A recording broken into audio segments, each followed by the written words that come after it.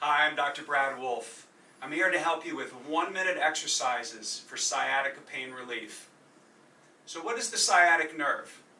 The sciatic nerve are branches of nerves that come off of the lower back. Your brain sits up here. We've got nerves that come all the way down the center. They come down to here and they go down the arms. And then they come all the way down here and they go down the legs. Sciatic nerve is the longest nerve in the body. When you have pressure on the sciatic nerve, okay, you could have pain, numbness, tingling, weakness, burning. All sorts of different symptoms can cause if there's pressure on that nerve. And there's a relationship between the bones, the nerves, and the discs. So if we look at this model right here, we see the discs at the top, the bones, and then the nerves come out the side. So the sciatic nerve are branches off of several segments. There's 4 or 5 segments that nerve branches off and it goes down the leg. And so it's not just one particular location. It actually comes off of several segments in the lower back. And so when we're looking at the cause of sciatic pain, it's one of the primary causes of sciatic problems is pressure on the nerve that's being affected by that disc. And so what I'm going to be showing you today are some different principles about different exercises and things that you need to do in order to get the sciatic pain relief with 1-minute exercises. So there's a principle in taking care of the body which I call flexibility and stability. What that means is when you have something that's flexible, like this rubber band, it stretches. It doesn't have any form to it, any strength or support to it. And so the more flexible you are, the less stable you are. Now on the opposite end of the spectrum, I'm standing on the floor and the floor is made out of concrete, right? Concrete is hard. I'm not going to move the concrete. So the human body is designed to be in the middle. It's designed to be both flexible and also stable. So how do you accomplish that? Well, some of this is in relationship to the individual. And so if you're somebody who has a tendency to be too flexible, it's actually going to decrease the amount of flexibility in your body.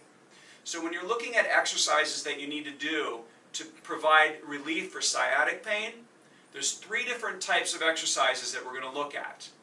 The first one are strength exercises. The second one are flexibility exercises. And the third is movement and positioning. So when somebody asks me, what type of exercise do I need to do to relieve my sciatic nerve pain? It depends. And the more you know yourself, the more you're going to be able to help yourself. And so as you're doing and you're trying and you're testing different things to see what you're responding best to, this principle rings true. And over the course of time, we've helped more than 1,000 people stay out of spinal surgery.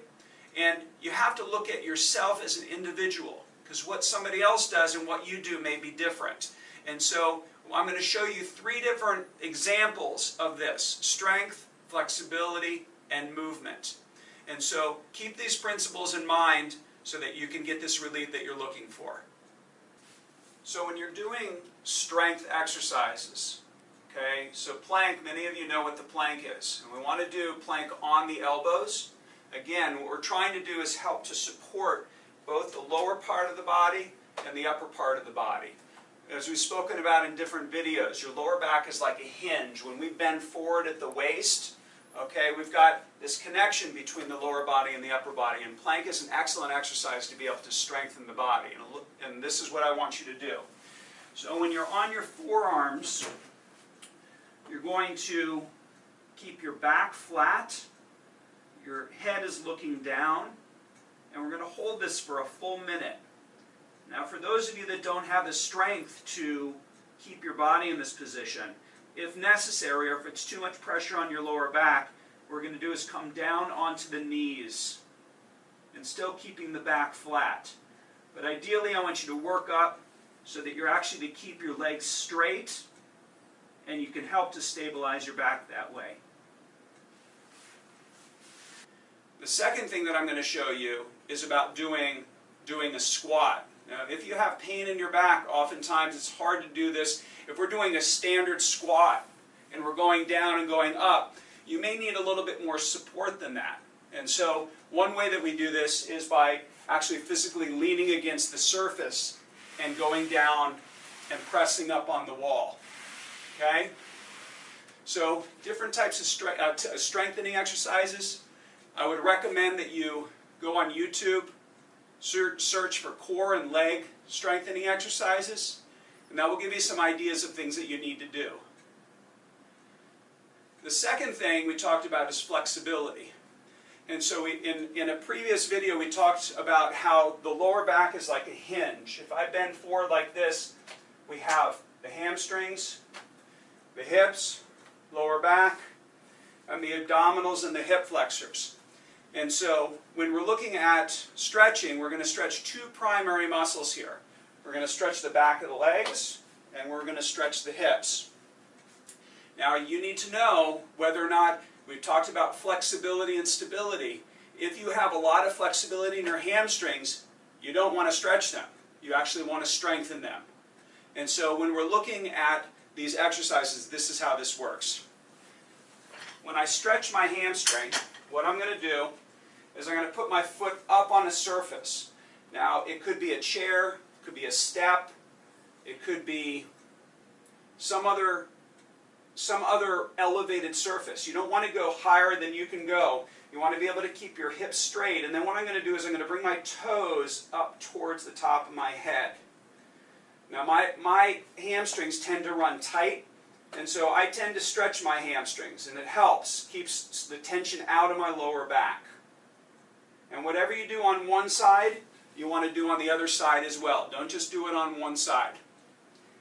The second flexibility exercise is about stretching your hip rotators, especially for those that are sitting in front of a computer for long periods of time. This is how we're going to do this. I'm going to go ahead and put my feet flat on the floor, sit up nice and tall.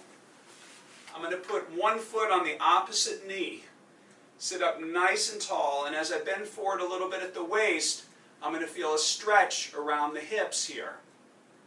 Now for some of you, your knee is way up here. And what we want to do is we want to work on getting that knee down to help to take the pressure down off the lower back.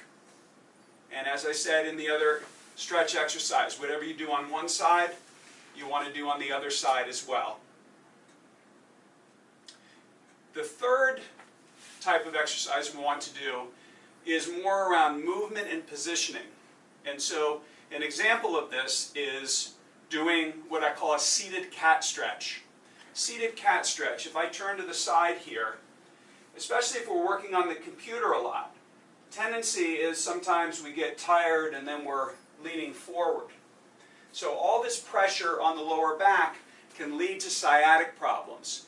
And so we want to keep the lower spine moving as much as we can. And this is how we do this. I'm going to open my body nice and wide and then round. Open the body nice and wide and round. And as I go up, I'm going to breathe in and breathe out. The second movement and positioning type of exercise is about keeping the back flat. We spoke in a previous video about the arc in the lower back, the curve in the lower back. And so we have this spinal architecture, and if we're not careful and we start rounding our body the other direction, it's going to put all sorts of pressure on the lower back, which can then aggravate the sciatic nerve. And so when I say flat back, what that means is right here, as opposed to here, which doesn't look natural, or the opposite, which is here. So we call this neutral pelvis.